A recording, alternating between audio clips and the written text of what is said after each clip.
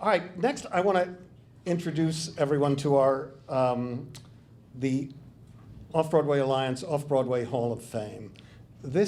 We started doing this a few years ago because we wanted to honor the memory of extraordinary people, the people who invented Off Broadway and shaped it and gave it its meaning and make it the cultural force that it is, the important, exciting, and daring cultural force that it is.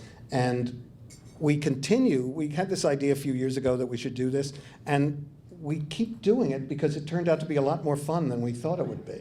I mean, it's sort of amazing to remember these powerful figures in Off-Broadway and to remind ourselves that we're, part of the continuum, that we stand on their shoulders, if you like.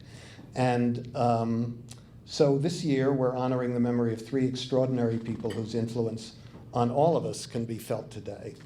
And so the first person we're going to mention in the Hall of Fame, the Hall of Fame Awards puts us always in a reflective mood, right? And so I'm going to start with a philosophical question.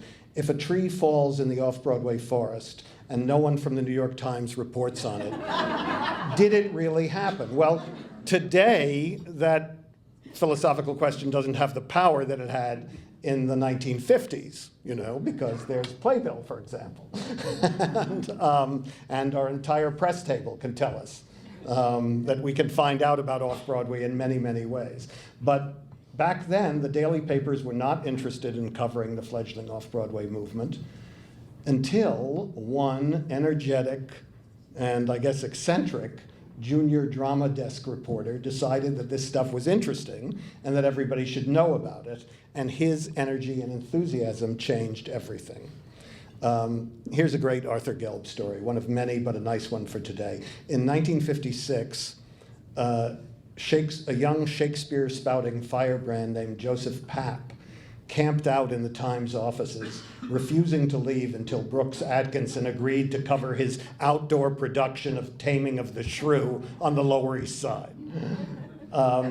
Atkinson could not be persuaded, but Arthur Gelb thought that producing Shakespeare outdoors in the summer in a park might be a good idea, even if the park at the time was down on the Lower East Side. So he went downtown to take a look. And the show was rained out at intermission, by the way. But Arthur Gelb wrote about it. He told his readers they should make a point of catching one of the 3 remaining performances. And he noted that the producer needed to raise $750 before the weekend, or this whole enterprise would collapse. And you know how it turned out. I mean, there is Shakespeare in the park. You can go uptown now if you want to see it. The money was raised, and Off-Broadway became visible in a way that it hadn't become visible before.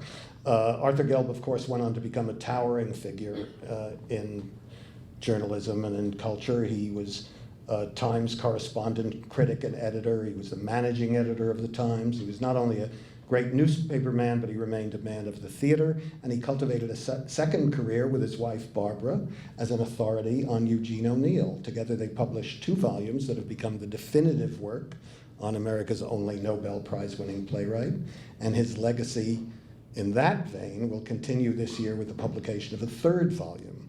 So please join me in welcoming, will you come up and say hello? Okay, Barbara, I'm going to come visit you. Please join me in welcoming Barbara Gelb.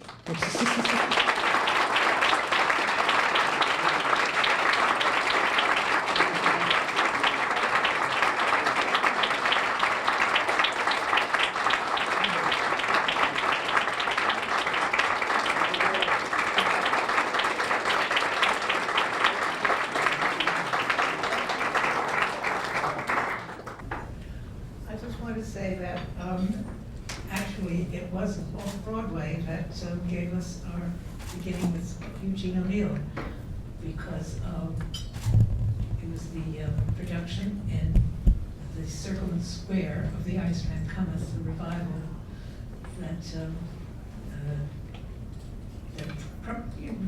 we had, O'Neill had been forgotten completely. He had not written anything for Broadway or Off-Broadway, although he started Off-Broadway before it even was Off-Broadway in the 18th. Anyway, it was the Circle in the Square production of Iceman Cometh that led us to Jason Robards, who then led us to Long Day's Journey into Night. And that led us to O'Neill and to our being able to write 2 biographies of him and to keep studying him for the rest of our lives practically.